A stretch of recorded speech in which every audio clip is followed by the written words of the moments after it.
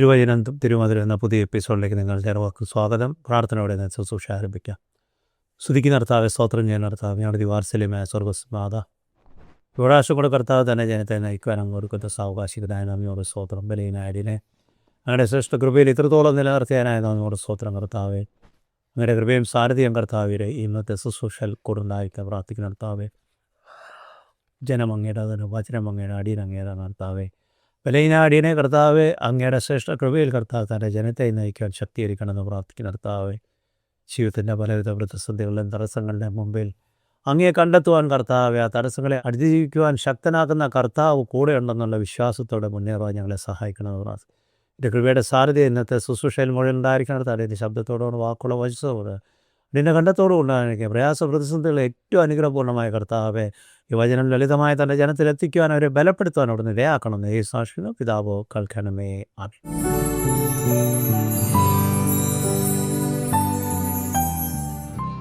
ദൈവത്തിൻ്റെ പൊന്നാമത്തിന് മഹത്വം ഉണ്ടായിരിക്കട്ടെ. എൻ്റെയും നിങ്ങളുടെയും ജീവിത സാഹചര്യങ്ങളിൽ പലപ്പോഴും നാം പലവിധ തടസ്സങ്ങളും നമ്മുടെ മുമ്പിൽ പലവിധ അതിർവരമ്പുകളൊക്കെ കടന്ന് നമ്മളെ തന്നെ അതിനുള്ളിൽ ആക്കുന്ന അവസ്ഥകൾ കാണും. പക്ഷേ അനേകമായി നാം കൂടുതലായിട്ട് അതിനെപ്പറ്റി നാം ചിന്തിക്കുകയാണെങ്കിൽ അതിലേറെക്കുറെയൊക്കെ നാം വരുത്തി വെക്കുന്ന അതിർവരമ്പുകളാണ്, നാം വരുത്തി വെക്കുന്ന തടസ്സങ്ങളാണ്. നമ്മുടെ ചിന്തകൾ, നമ്മുടെ പ്രവർത്തികളൊക്കെയാണ് അതിനേറെക്കുറെ കാരണങ്ങൾ. നമ്മുടെ ജീവിതത്തിൽ ഒന്ന് നോക്കുകയാണെങ്കിൽ ഏറ്റവും കൂടുതൽ തടസ്സം സൃഷ്ടിക്കുന്നത് നമ്മുടെ ജീവിതത്തിലുള്ള പല കാര്യത്തെ പറ്റിയുള്ള ഭയമാണ്. രണ്ടാമത് നമ്മുടെ ജീവിതത്തിലെ കുറ്റബോധമാണ്. മൂന്നാമത് കയ്പിൻ്റെ അവസ്ഥ, അതായത് മറ്റുള്ളവരെ ഉൾക്കൊള്ളുവാൻ അല്ലെങ്കിൽ അവരെ സ്വീകരിക്കുവാൻ കഴിയാത്ത മറ്റേത് കാര്യം ഏകാന്തതയുടെ അവസ്ഥ. അതാണ് ഏറ്റവും കൂടുതൽ ഇന്ന് പലരുടെയും ജീവിതത്തിൽ അനേകമായ തടസ്സം സൃഷ്ടിക്കുവാനിടയാണ്. അത് കഴിയുമ്പോൾ ദൈവം നൽകുന്ന നന്മയെ പറ്റിയുള്ള ചോദ്യം, ഇത് യഥാർത്ഥത്തിൽ ദൈവം നൽകിയ നന്മയാണോ എന്നുള്ളൊരു ചോദ്യം. ഏറ്റവും അവസാനം സുരക്ഷിതമില്ലായ്മയുടെ അവസ്ഥ. ഇങ്ങനെ ഇതൊക്കെയാണ് വ്യത്യസ്തമായ നമ്മുടെ ജീവിത സാഹചര്യങ്ങളിൽ ദൈവത്തിൻ്റെ അനുഗ്രഹങ്ങളിലേക്ക് എത്തുവാനുള്ള തടസ്സം. ഈ തടസ്സങ്ങൾ അല്ലെങ്കിൽ ഈ അതിർവരമ്പുകൾ പലപ്പോഴും അതിനെ തരണം ചെയ്യുവാൻ നമുക്ക് ദൈവം അതിനുള്ള ആലോചനകളും കൃപകളും അതിനുള്ള സാഹചര്യവും സാവകാശം ഒരുക്കി തന്നാൽ പോലും നമുക്കതിനെ സ്വീകരിക്കുവാനോ അതിനെ ഉൾക്കൊള്ളുവാനോ കഴിയാത്ത അവസ്ഥ. അവിടെയൊക്കെ നമ്മുടെ മനസ്സിൽ ഒരു സംശയമാണ്, ഇത് സത്യമാണോ? ഇങ്ങനെയാണോ മുമ്പോട്ട് പോകേണ്ടത്? ഇങ്ങനെ പോയാൽ ഇത് നടക്കുമോ? നാം ദൈവത്തിൻ്റെ ആലോചന വ്യക്തമായി മനസ്സിലാക്കി അല്ലെങ്കിൽ കേട്ടാൽ പോലും അവിടെയും ഒരു സംശയമാണ്. ഈ പലപ്പോഴും ദൈവം നൽകുവാൻ ആഗ്രഹിക്കുന്ന അനേക അനുഗ്രഹങ്ങളിലേക്ക് നമുക്ക് കടക്കുവാൻ കഴിയാറില്ല. ആ അനുഗ്രഹങ്ങൾ ഏറ്റുവാങ്ങുവാൻ കഴിയാറില്ല. നാം ഒരു നിമിഷം ചിന്തിക്കണം, എന്തുകൊണ്ടാണ് ഇന്ന് എൻ്റെ ജീവിതത്തിൽ ഇത്രമാത്രം പ്രതിസന്ധികൾ? എന്തുകൊണ്ടാണ് എൻ്റെ ജീവിതത്തിൽ ഇത്രമാത്രം പ്രയാസങ്ങൾ വന്നു ഭവിക്കുന്നത്? എവിടെയാണ് ഇതിൻ്റെ കാരണം? നാം സൃഷ്ടിച്ചിരിക്കുന്ന അതിർവരമ്പുകളാണോ? നാം സൃഷ്ടിച്ചിരിക്കുന്ന തടസ്സങ്ങളാണോ? ഭയമെന്ന് പറയുന്ന കാര്യം പലപ്പോഴും നമ്മളെ യഥാർത്ഥമായി ചിന്തിക്കുവാൻ പോലും ഇടയാക്കുകയില്ല. കാരണം ഭയം പല കാര്യങ്ങളെയും മറയ്ക്കുന്ന അവസ്ഥയാണ്. കയ്പിൻ്റെ അവസ്ഥ എന്ന് പറയുമ്പോൾ ഹൃദയം കയ്പ് കൊണ്ട് നിറഞ്ഞിരിക്കുമ്പോൾ ആ കയ്പ് മൂലം പല കാര്യങ്ങൾക്കും നമുക്ക് വ്യക്തമായി ചിന്തിക്കുവാൻ കഴിയാത്ത അവസ്ഥ. ഇങ്ങനെ ഓരോ കാര്യങ്ങൾ കടന്നു വരുമ്പോഴും അവിടെയൊക്കെ നാം മനസ്സിലാക്കേണ്ടത്, എൻ്റെ ദൈവം എന്നോട് കൂടെയുണ്ടോ? എൻ്റെ ദൈവം എന്നെ വിടുവിക്കുവാൻ കഴിയുന്നവനാണോ?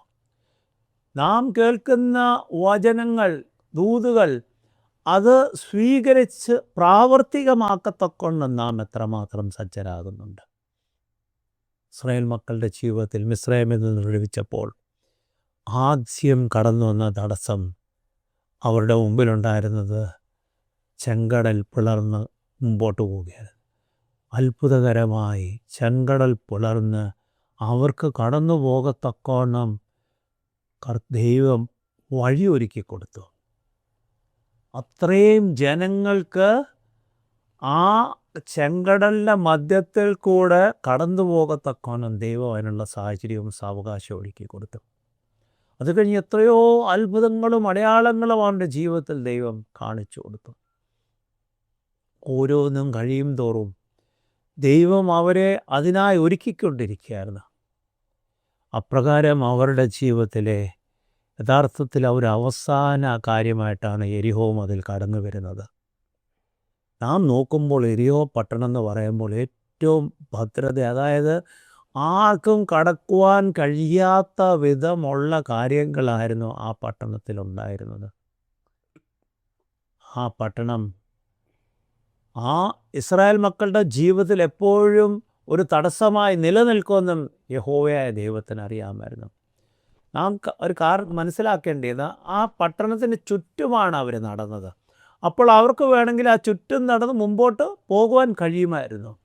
പക്ഷേ ദൈവം അവിടെ ആഗ്രഹിക്കുന്നത് വ്യത്യസ്തമായ കാര്യമാണ്. നിൻ്റെ ശത്രുവായിരിക്കുന്നവനെ എന്നേക്ക് ഉന്മൂല നാശം. അതായത് നമ്മുടെ അനുഗ്രഹത്തിന് തടസ്സമായിരിക്കുന്ന എന്തായാലും അതിനെ പൂർണ്ണമായി മാറ്റിക്കളഞ്ഞ് മുമ്പോട്ട് പോകത്തക്കവണ്ണമാണ് ദൈവം എപ്പോഴും വഴിയൊരുക്കുന്നത്. യോശുവയുടെ പുസ്തകം 6:20 ഇപ്രകാരമാണ് പറയുന്നത്: അനന്തരം പുരോഹിതന്മാർ കാഹളമൂതുകയും ജനം ആർപ്പിടുകയും ചെയ്തു. ജനം കാഹളനാദം കേട്ട് അത്യുച്ചത്തിൽ ആർപ്പിട്ടപ്പോൾ മതിൽ വീണു. ജനമെല്ലാം നേരെ മുന്നോട്ട് പട്ടണത്തിലേക്ക് കടന്ന് പട്ടണം പിടിച്ചു. അവരുടെ അനുഗ്രഹത്തിന് തടസ്സമായിരുന്ന, അവരുടെ ജീവിതത്തിൽ തടസ്സമായിരുന്ന യെരിഹോ പട്ടണത്തിനെ കൈ തൊടാതെ ദൈവം നിലംപരിച്ചാക്കുന്നതാണ് നാം കാണുന്നത്. നാം അതിൻ്റെ മുമ്പ് ആദ്യം യഹോവയായ ദൈവം യോശുവയോട് പറഞ്ഞ കാര്യങ്ങളൊന്നും മനസ്സിലാക്കിയിട്ട് പിന്നെ അതിലേക്ക് കടക്കാം. യോശുവയുടെ പുസ്തകം 6:1 വായിക്കുമ്പോൾ, എന്നാൽ യെരിഹോവിനെ ഇസ്രായേൽ മക്കൾ നിമിത്തം ദൃഢമായി അടച്ചിരുന്നു. ആരും പുറത്തിറങ്ങുകയോ അകത്ത് കയറുകയോ ചെയ്തില്ല. അതായത് ഇസ്രായേൽ മക്കളെ കണ്ടപ്പോൾ അവര് ദൃഢമായി, അതായത് അതിൽ നിന്ന് ഒരു വ്യക്തി അകത്തോ പുറത്തോ ഇറങ്ങാത്തത് ഇസ്രായേൽ മക്കൾക്ക് തടസ്സമായി, അനുഗ്രഹത്തിന് തടസ്സമായി അവർ നിൽക്കുകയായിരുന്നു. അതിന്റെ 2-ാം വാക്യം വായിക്കുമ്പോൾ, യഹോവ യോശുവയോട് കൽപ്പിച്ചത് ഞാൻ യെരിഹോവിനെയും അതിന്റെ രാജാവിനെയും യുദ്ധവീരന്മാരെയും നിന്റെ കയ്യിൽ ഏൽപ്പിച്ചിരിക്കുന്നു. നാം ഒരു നിമിഷം ചിന്തിക്കുകയാണെങ്കിൽ 40 വർഷം മരുഭൂമി യാത്ര ചെയ്ത് കടന്നു വരുന്ന ഒരു ജനത്തോടാണ് യഹോവയായ ദൈവം പറയുന്നത്, യെരിഹോവിനെയും അതിൻ്റെ രാജാവിനെയും യുദ്ധവീരന്മാരെ നിന്റെ കയ്യിൽ ഏൽപ്പിച്ചിരിക്കുന്നു. യുദ്ധം ചെയ്യുവാൻ ഒരു ത്രാണിയില്ലാത്ത, യുദ്ധ പരിശീലനമില്ലാത്ത ഒരു ജനതയോടാണ് ദൈവം പറയുന്നത്, ഞാൻ അവരെ നിന്റെ കയ്യിൽ ഏൽപ്പിച്ചിരിക്കുന്നു. അത് കഴിഞ്ഞ് അതിൻ്റെ 3-ഉം 4-ഉം വായിക്കുമ്പോൾ, നിങ്ങളിൽ യോദ്ധാക്കളായ എല്ലാവരും ഒരു പ്രാവശ്യം പട്ടണത്തെ ചുറ്റി നടക്കണം. ഇങ്ങനെ 6 ദിവസം ചെയ്യണം. 7 പുരോഹിതന്മാർ ആട്ടിൻകൊമ്പ് കൊണ്ടുള്ള 7 കാഹളങ്ങൾ പിടിച്ചുകൊണ്ട് പെട്ടകത്തിന്റെ മുൻപിൽ നടക്കണം. 7-ാം ദിവസം 7 പ്രാവശ്യം പട്ടണത്തെ ചുറ്റുകയും പുരോഹിതന്മാർ കാഹളങ്ങൾ ഊതുകയും വേണം. 7 പ്രാവശ്യം നടന്നിട്ട് പുരോഹിതന്മാർ കാഹളം ഊതുകയും. വ്യക്തമായ നാം ഒന്ന് ചിന്തിക്കുകയാണ്, ഒരു യുദ്ധത്തിൻ്റെ നയതന്ത്രങ്ങൾ പറഞ്ഞു കൊടുത്തിരിക്കുന്നത് എന്താണ്? ആരെയാ കീഴടക്കേണ്ട? യെരിഹോ പട്ടണത്തിലെ രാജാവേയും യുദ്ധവീരന്മാരെയും. യുദ്ധത്തിൻ്റെ നയതന്ത്രം എന്താണ്? 6 ദിവസം 1 പ്രാവശ്യം അതിന് ചുറ്റി നടക്കണം. 7-ാം ദിവസം 7 പ്രാവശ്യം ചുറ്റി നടക്കണം. എന്നിട്ട് കാഹളം ഊതണം. ഇന്ന് നമ്മളോട് ദൈവം കടന്നു വന്ന് നമ്മുടെ ഒരു പ്രതിസന്ധി തരണം ചെയ്യുവാൻ ഇപ്രകാരമുള്ളൊരു കാര്യം പറഞ്ഞു കഴിഞ്ഞാൽ നാം അവിടെ ഇരുന്നൊന്ന് ചിന്തിക്കും. അത്രയും വലിയൊരു മതിൽക്കോട്ട് 7 പ്രാവശ്യം നടന്ന് കാളമൂതണം. അത് വീണു പോകുമെന്നാണ് പറയുന്നത്. യഥാർത്ഥത്തിൽ നമുക്കതിനെ ഉൾക്കൊള്ളുവാൻ കഴിയുമോ? അവിടെയാണ് നമ്മുടെ പരാജയം. എന്നോടും നിങ്ങളോടും പറയുന്നതാരാണെന്നും ആ വിശ്വാസത്തിൻ്റെ പൂർണ്ണതയുണ്ടെങ്കിൽ മാത്രമേ നമ്മുടെ ജീവിതത്തിലെ തടസ്സങ്ങളെ അതിജീവിക്കുവാൻ കഴിയുകയുള്ളൂ. 6:5 ഇപ്രകാരമാണ് പറയുന്നത്: അവർ ആട്ടിൻകൊമ്പ് നീട്ടി ഊതുകയും നിങ്ങൾ കാഹളനാദം കേൾക്കുകയും ചെയ്യുമ്പോൾ ജനമൊക്കെയും ഉച്ചത്തിൽ ആർപ്പിടണം. അപ്പോൾ പട്ടണമതിൽ വീഴും. ജനമെല്ലാം നേരെ മുന്നോട്ട് കയറി ചെല്ലണം. അത് തന്നെയാണ് നമ്മൾ ആദ്യം വായിച്ച 6:20 പറയുന്നത്. അവരത് ചെയ്തപ്പോൾ പട്ടണം അതിൽ വീണ് ഇവരെ മുൻപോട്ട് കയറി ചെന്നു. ഇന്ന് നാം ആയിരിക്കുന്ന ഒരു സാഹചര്യത്തിൽ ദൈവം നമ്മളോട് പറയുകയാണ്, നിങ്ങൾ അടുത്ത 6 ദിവസം വേറിട്ടിരുന്ന് കുടുംബമായി ഒന്ന് പ്രാർത്ഥിക്കുക. 7-ാം ദിവസം പൂർണ്ണ മനസ്സോടും പൂർണ്ണ ഹൃദയത്തോടും ദൈവത്തെ ആരാധിച്ച് ദൈവസന്നിധിയിലൊന്ന് നിലവിളിച്ച് പ്രാർത്ഥിക്കുക. എങ്കിൽ നിങ്ങളുടെ ജീവിതത്തിലെ ഈ പ്രതിസന്ധിക്ക് ഒരു മാറ്റം വരുമെന്ന് പറഞ്ഞാൽ നമ്മൾ യഥാർത്ഥത്തിൽ അതൊരു വിശ്വാസത്തിലേക്ക് വരുമോ? ഇവിടെ പറയുന്ന കാര്യം ഏകദേശം അതുതന്നെയാണ്. 6 ദിവസം അതിന് ചുറ്റും നടക്കുക, 7-ാം ദിവസം 7 പ്രാവശ്യം നടന്ന് ദൈവസന്നിധിയിൽ കാളമൂതി ആർപ്പിടുമ്പോൾ ആ മതിൽ വീണു പോകുമെന്നാണ് പറയുന്നത്. ആ മതിൽ വീണു പോകും. അവർക്ക് മുന്നോട്ട് പോകാൻ കൈ തൊടാതെ നമ്മുടെ മുൻപിലുള്ള തടസ്സങ്ങളെ മാറ്റുവാൻ ദൈവം നമ്മളെ പഠിപ്പിക്കുന്ന വിധങ്ങളാണ്. ചിലപ്പോൾ നമ്മുടെ ഔദ്യോഗിക രംഗത്ത് വർഷങ്ങളായി ലഭ്യമാകാത്ത നമ്മുടെ പ്രൊമോഷൻസ് കാണും. അല്ലെങ്കിൽ അങ്ങനെ വ്യത്യസ്തമായ വേറെ കാര്യങ്ങൾ കാണും. ചിലപ്പോൾ ദാമ്പത്യ ബന്ധത്തിലേക്ക് കടന്നു കഴിഞ്ഞ് വർഷങ്ങളായി കുഞ്ഞുങ്ങളില്ലാത്ത അവസ്ഥയിലായിരിക്കും കടന്നു പോകുന്നത്. ദാമ്പത്യ ജീവിതം വലിയ പ്രതിസന്ധിയുടെ മധ്യത്തിലായിരിക്കും കടന്നു പോകുന്നത്. എന്തുമായിക്കൊള്ളട്ടെ, ദൈവത്തിൻ്റെ ആലോചനയ്ക്കൊത്തവണ്ണം നമ്മളെ തന്നെ സജ്ജമാക്കി ദൈവസന്നിധിയിൽ ഒന്ന് പ്രാർത്ഥിക്കുവാൻ കഴിയുമെങ്കിൽ ആ ദൈവത്തിൻ്റെ ആലോചന നമ്മളോട് പറയുന്ന രീതിയിൽ നമ്മുടെ ജീവിതം തിട്ടപ്പെടുത്തി പൂർണ്ണ അനുസരണത്തോടും പൂർണ്ണ വിശ്വാസത്തോടും ദൈവത്തിന് വേണ്ടി നമ്മൾ കാഴ്ചവെച്ച് വെക്കുവാൻ കഴിയുമെങ്കിൽ എന്നെ കേൾക്കുന്ന സഹോദര സഹോദരി, നമ്മുടെ ജീവിതത്തിലൊരു മാറ്റത്തിൻ്റെ ആരംഭം കുറിക്കുവാനിടയാകും. നമുക്ക് തടസ്സമായി നിൽക്കുന്ന നാം സൃഷ്ടിച്ചിരിക്കുന്ന അതിർവരമ്പുകളെ തകർത്തുകൊണ്ട് മുന്നേറുക മാത്രമല്ല, ദൈവത്തിൻ്റെ വലിയ അനുഗ്രഹങ്ങൾക്ക് സാക്ഷ്യം വഹിക്കുവാൻ അതിടയാക്കും. എപ്പോഴാണ് നാം അപ്രകാരമൊന്ന് മുൻപോട്ട് കാഴ്ചയോട് വെക്കുമ്പോഴാണ്. ഇന്ന് പലപ്പോഴും ഈ കാഴ്ചയോട് വെക്കുവാൻ കഴിയാത്തതിൻ്റെ കാരണം നമ്മൾ നമ്മുടേതായ രീതിയിലുള്ള ചിന്തകളിലും വിശ്വാസത്തിലും നമ്മുടെ പ്രവർത്തനങ്ങളിലുമാണ് നാം ജീവിക്കുന്നത്. എന്നെ വിളിച്ചത് എൻ്റെ ദൈവമാണെന്നും എന്നെ വഴി നടത്തുന്ന എൻ്റെ കർത്താവാണെന്നും അവനൊരിക്കലും നമ്മെ അനാഥരായി വിടുകയില്ലെന്നും പറഞ്ഞ കർത്താവാണ് കൂടെയുള്ളതെന്നും നമ്മോടൊപ്പം വസിക്കത്തക്കോണം കാര്യസ്ഥനായി തന്നിരിക്കുന്ന പരിശുദ്ധാത്മാവ്, ആ പരിശുദ്ധാത്മാവ് നമ്മളെ സത്യത്തിലും നീതിയിലും വഴി നടത്തുമെന്നുള്ള വിശ്വാസമുണ്ടെങ്കിൽ എന്നെ കേൾക്കുന്ന പ്രിയ സഹോദര സഹോദരി, ഈ സമയത്ത് നമ്മളെ തന്നെ പരിശുദ്ധാത്മാവിൻ്റെ സാന്നിധ്യത്തിനായി പ്രാർത്ഥിക്കുകയും ആ പരിശുദ്ധാത്മാവ് നമ്മളെ വഴി നടത്തത്തക്കോണം ഇടയാക്കുവാൻ വേണ്ടി നമ്മളൊന്ന് സജ്ജരാകുമെങ്കിൽ നമ്മളെ വിടുവിക്കുവാൻ, നമ്മുടെ മുമ്പിലുള്ള തടസ്സങ്ങളെ തകർക്കുവാൻ ശക്തനായ കർത്താവ് നമുക്ക് വേണ്ടി ഇറങ്ങുവാൻ കഴിയും. യെശയ്യാ പ്രവാചകന്റെ പുസ്തകത്തിന്റെ 40:31 അത് തന്നെയാണ് പറയുന്നത്. എങ്കിലും യഹോവയെ കാത്തിരിക്കുന്നവർ ശക്തിയെ പുതുക്കും. അവർ കഴുകന്മാരെ പോലെ ചിറകടിച്ചു ഉയരും. അവർ തളർന്നു പോകാതെ ഓടുകയും ക്ഷീണിച്ചു പോകാതെ നടക്കുകയും ചെയ്യും. ആരാണ് ഈ തളർന്നു പോകാതെ ക്ഷീണിച്ചു പോകാതെ പോകുന്നത്? യഹോവയ്ക്കായി കാത്തിരിക്കുന്നവരാ, ദൈവത്തിൻ്റെ പ്രവർത്തനത്തിനായി കാത്തിരിക്കുന്നവരാണോ നാം? പലപ്പോഴും നമ്മുടെ മുമ്പിൽ കടന്നു വരുന്നത് തടസ്സങ്ങൾ. നാം നമ്മുടേതായ ചിന്തയിൽ അതിനു വേണ്ടിയ കാര്യങ്ങൾ ഒരുക്കുവാൻ നാം അങ്ങ് ഇറങ്ങിത്തിരിക്കും. ഇ അല്ലെങ്കിൽ ബി, ബി അല്ലെങ്കിൽ സി, അങ്ങനെ എയും ബിയും സിയും ഡിയും എല്ലാം കഴിഞ്ഞ് കഴിയുമ്പോൾ നാം ദൈവസന്നിധിയിൽ ഓടി വരും. ദൈവമേ, എൻ്റെ അവസ്ഥ ഇതാണെന്ന്. പരുവായത് വ്രണമായി തീരുമ്പോഴായിരിക്കും നാം ഓടി വരുന്നത്. പരുവായിരുന്നപ്പോൾ നമുക്ക് അതിന് വേണ്ടി ചികിത്സ ചെയ്യുവാൻ കഴിയുമായിരുന്നെങ്കിൽ അതൊരിക്കലും വ്രണമാകത്തില്ലായിരുന്നു. ഇന്ന് നമ്മുടെ ആത്മീയ ജീവിതമായാലും വ്യക്തി ജീവിതമായാലും ഔദ്യോഗിക രംഗം സാമൂഹിക ജീവിതമായാലും പലപ്പോഴും വ്രണമാകുമ്പോഴാണ് നാം ദൈവത്തിൻ്റെ ആലോചനയ്ക്കായി കടന്നു വരുന്നത്. അതല്ല പ്രിയ സഹോദര സഹോദരി, നമ്മുടെ മുമ്പിൽ നാം ഒരു തടസ്സം കാണുമ്പോൾ, നമ്മുടെ മുമ്പിൽ നമുക്ക് കടന്നു പോകാൻ കഴിയാത്ത വിധം ഒരു പ്രയാസം കാണുമ്പോൾ ആ ക്ഷണത്തിൽ ദൈവസേനയിൽ കടന്നു വന്ന് നിലവിളിക്കണം, എൻ്റെ അവസ്ഥ ഇതാണ്, എൻ്റെ മുമ്പിലുള്ള എരിഹോ മതിൽ, എൻ്റെ അനുഗ്രഹത്തിൻ്റെ തടസ്സമായ എരിഹോ മതിലാണിത്. കൈ തൊടാതെ തകർത്ത അങ്ങ് ഞങ്ങൾക്ക് വേണ്ടി ഇറങ്ങി പ്രവർത്തിക്കണം. നമുക്ക് പ്രാർത്ഥിക്കുവാൻ കഴിയുമോ?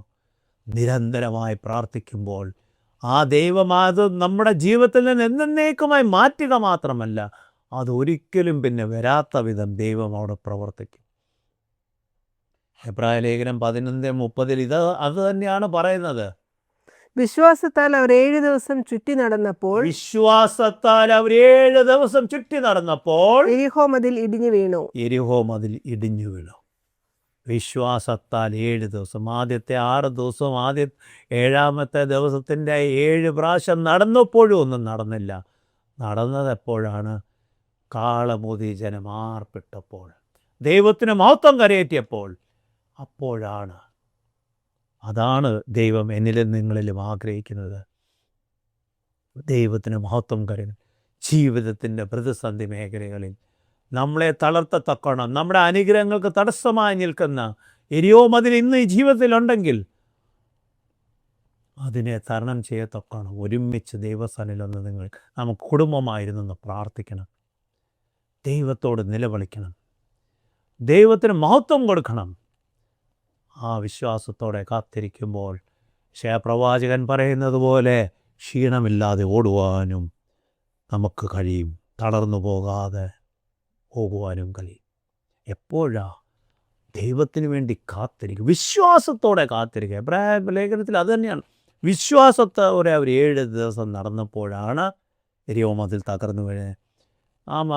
ഇവിടെ ആദ്യം നാം യോശുവയോട് പറഞ്ഞ കാര്യം മോശയോട് പിന്നെ സംഖ്യാപുസ്തകം 10:9 പറഞ്ഞ കാര്യം നമുക്കൊന്ന് ചിന്തിക്കാം. നിങ്ങളുടെ ദേശത്ത് നിങ്ങളെ ഞെരുക്കുന്ന ശത്രുവിനെതിരെ നിങ്ങൾ യുദ്ധത്തിന് പോകുമ്പോൾ ഗംഭീരധ്വനിയായി കാഹളമൂതണം. എന്നാൽ നിങ്ങളുടെ ദൈവമായ യഹോവ നിങ്ങളെ ഓർത്ത് ശത്രുക്കളുടെ കയ്യിൽ നിന്ന് രക്ഷിക്കും.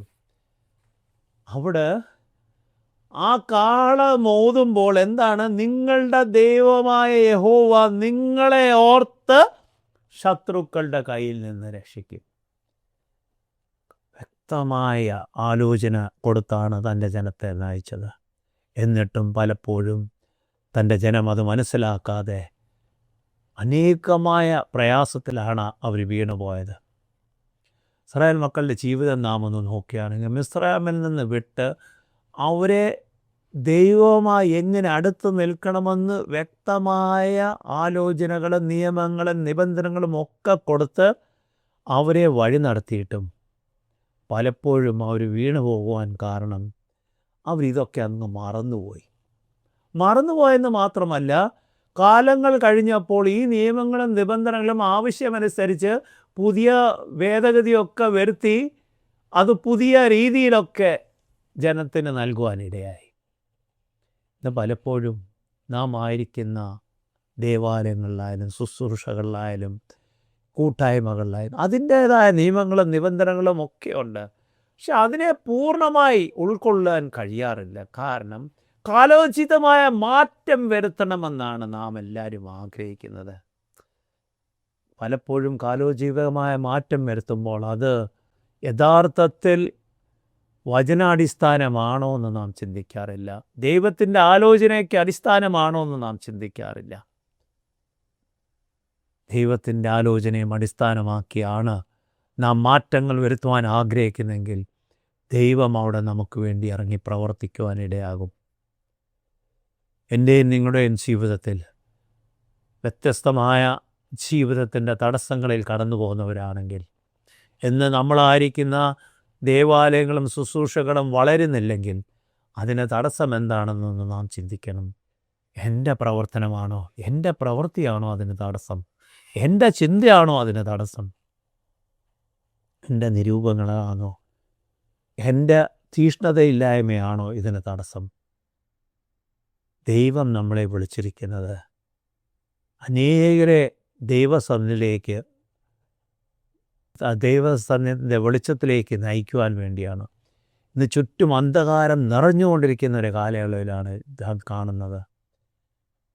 മയക്കുമരുന്ന് അടിമത്തത്തിൽ കടന്നു പോകുന്നവർ, അങ്ങനെ വ്യത്യസ്തമായ കാര്യങ്ങളുടെ അടിമത്തത്തിൽ കടന്നു പോകുന്നവരുടെ മധ്യത്തിലാണ് നാം ജീവിക്കുന്നത്.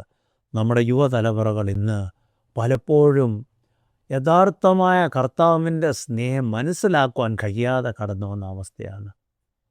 ഇവിടെ ഇസ്രായേൽ മക്കളോട് പറയുന്നത്, നിങ്ങൾ കാളം ഊതുമ്പോൾ നിങ്ങളുടെ ശത്രുക്കളുടെ മുൻപിൽ യഹോവയെ ദൈവം വിടുവിക്കുവാനാണ്. കാരണം യഹോവ അത് ഓർത്ത് വിടുവിക്കുമെന്നാണ്. സംഖ്യാപുസ്തകം 10:10 വേറൊരു കാര്യം കൂടെ പറയുന്നുണ്ട്. നിങ്ങളുടെ സന്തോഷ ദിവസങ്ങളിലും നിങ്ങളുടെ സന്തോഷ ദിവസങ്ങളിലും ഉത്സവങ്ങളിലും മാസാരംഭങ്ങളിലും നിങ്ങൾ ഹോമയാഗങ്ങളും നിങ്ങളുടെ ഹോമയാഗങ്ങളും സമാധാനയാഗങ്ങളും അർപ്പിക്കുമ്പോൾ കാഹളമൂതണം. അവ നിങ്ങൾക്ക് ദൈവത്തിന്റെ സന്നിധിയിൽ ജ്ഞാപകമായിരിക്കും. യഹോവയായ ഞാൻ നിങ്ങളുടെ ദൈവമാകുന്നു. നാം ചിന്തിക്കും പലപ്പോഴും നമ്മുടെ ഏത് ശുശ്രൂഷയായാലും നാം ശുശ്രൂഷയുടെ ആരംഭത്തിൽ ദൈവത്തെ മഹത്വപ്പെടുത്തുന്ന ഗീതങ്ങൾ പാടി അങ്ങനെയാണ് എല്ലാ ആരാധനകളും ആരംഭിക്കുന്നത്. അത് ഏത് ശുശ്രൂഷ ആയിക്കൊള്ളട്ടെ, ഏത് സഭ ആയിക്കൊള്ളട്ടെ, നാം ചിന്തിക്കുക എന്തുകൊണ്ട് അതിൻ്റെ ഒന്നും ആവശ്യം. കാഹളത്തിന് പകരം ഇന്ന് അതാണ് ദൈവ സാന്നിധ്യം ഇറങ്ങത്തക്കോണം, ദൈവിക കൃപ അവിടെ അനുഭവമാക്കത്തക്കോണം, ദൈവത്തെ മഹത്വപ്പെടുത്തിക്കൊണ്ടുള്ള ഒരു പ്രവർത്തനമാണ് ആരാധനയ്ക്ക് മുൻപ് നാം ദൈവത്തെ സ്തുതിഗീതങ്ങളോട് നാം പാടി ആരാധിക്കുന്നത്. അത് യഥാർത്ഥത്തിൽ യഹോവയായ ഞാൻ നിങ്ങളുടെ ദൈവമാകുന്നു എന്ന ഒരു നമ്മുടെ നാവും കൊണ്ട് ദൈവത്തെ മഹത്വപ്പെടുത്തി അത് ജനമധ്യത്തിൽ പറയുന്നൊരു കാര്യമാണ്. അപ്പോൾ അപ്രകാരം ഒരു സാഹചര്യം നമുക്ക് കിട്ടുമ്പോൾ നാം യഥാർത്ഥത്തിൽ ദൈവസന്നദ്ധയിൽ പാടി സ്തുതിക്കുന്നുണ്ടോ എന്നൊന്ന് ചിന്തിക്കണം. ഏറ്റവും അവസാനം 1 കൊരിന്ത്യർ 15:57 ഇപ്രകാരമാണ് പൗലോസ്ലീഹ പറയുന്നത്, നമ്മുടെ കർത്താവായ യേശുക്രിസ്തു മുഖാന്തരം നമുക്ക് ജയം നൽകുന്ന ദൈവത്തിന് സ്തോത്രം. എന്നെ കേട്ട പ്രിയ സഹോദര സഹോദരി, ജീവിതത്തിൻ്റെ വ്യത്യസ്തമായ തടസ്സങ്ങളുടെ മുമ്പിലാണ് ഇന്ന് ജീവിതം വന്നു ഭവിച്ചിരിക്കുന്നതെങ്കിൽ, നാം അറിഞ്ഞോ അറിയാതെയോ സൃഷ്ടിച്ചിരിക്കുന്ന അതിർവരമ്പുണ്ടെങ്കിൽ അതിനെ തകർത്തുകൊണ്ട് നിലംപരിചയമാക്കിക്കൊണ്ട് മുന്നേറുവാൻ കഴിയും. പക്ഷെ അതിനായി നാം ഒരുങ്ങിയിട്ടുണ്ടോ? അതിനായി ദൈവസന്നിധിയിൽ നമ്മളെ തന്നെ ഒന്ന് നിലവിളിച്ചുകൊണ്ട് ദൈവത്തിൻ്റെ മഹത്വത്തിലേക്ക് നമ്മെ തന്നെ നയിക്കുവാൻ ഇടയാക്കുവാൻ വേണ്ടി നമുക്കൊന്ന് പ്രാർത്ഥിക്കാം. എൻ്റെ ദൈവത്താൽ അസാധ്യമായതൊന്നുമല്ല. എൻ്റെ ദൈവം സർവശക്തനാണ്. ഏത് പ്രതിസന്ധികളെയും തരണം ചെയ്യത്തക്കോണം കൂടെ നടക്കുന്നവനാണ്. ആ ദൈവത്തെ ഒന്ന് രുചിച്ചറിയുവാൻ, ആ ദൈവത്തെ ഒന്ന് മഹത്വപ്പെടുത്തുവാൻ നമ്മുടെ നാവുകളെ ഉയർത്തി നമുക്ക് മുന്നേറാം. നമ്മുടെ കണ്ണുകളെ അടയ്ക്കാം. സ്തുതിക്കുന്ന കർത്താവേ, സ്തോത്രം ചെയ്യുന്ന കർത്താവേ, ഞങ്ങളുടെ ദിവാത്സല്യമേ സ്വർഗ്ഗസ്നാഥ, ഇതോളം ഞങ്ങളെ വഴിയടത്തിയ നന്മകൾക്കായ നന്ദിയോട് സ്തോത്രം. അങ്ങയുടെ മഹത്വത്തിനത്തോണം ഞങ്ങളെ വഴി നടത്തുന്നതിനായ നന്ദിയോട് സ്തോത്രം. ഞങ്ങളുടെ മുമ്പിലുള്ള തടസ്സങ്ങളെ അതിജീവിക്കുവാൻ, അങ്ങേ മഹത്വപ്പെടുത്തുവാൻ ഞങ്ങളെ സദാ വഴി നടത്തുന്നത് പ്രാർത്ഥിക്കുന്ന കർത്താവേ, ഈ ചെയ്ത നന്മകൾ മറന്നുപോകാതെ കർത്താവേ, അങ്ങേ കർത്താവ് സ്തുതി സ്തോത്രങ്ങൾ അർപ്പിച്ച് ആരാധിക്കുവാനുള്ള കൃപയെ നൽകണമെന്ന് പ്രാർത്ഥിക്കുന്നത്. അത് ചെയ്യുമ്പോൾ നീ ഞങ്ങളെ ഓർക്കുന്ന ദൈവമെന്ന്, ഞങ്ങൾ നിന്നെ ഓർക്കുന്ന ദൈവമെന്ന് ആയിത്തീരുവാനിടയാക്കണമെന്ന് പ്രാർത്ഥിക്കുന്ന കർത്താവേ, കേട്ടവ കർത്താവെ നൽകിയ വചനത്തിനായ സ്തോത്രം. ഒരു പ്രാവശ്യം കൂടെ തന്നെ ജനത്തെ നയിക്കുമെന്ന സാവകാശത്തിനായ സ്തോത്രം. കേട്ട വചനം കർത്താവ് അനേകരെ അങ്ങയിലേക്ക് ആകർഷിക്കത്തക്കണം, അങ്ങയുടെ വിശ്വാസത്തിൽ ഉറപ്പിക്കുവാൻ ഇടയാക്കണമെന്ന് യേശുനാമത്തിൽ പിതാവ് കേൾക്കണമേ. ആമീൻ. ദൈവം നമ്മെ അനുഗ്രഹിക്കട്ടെ.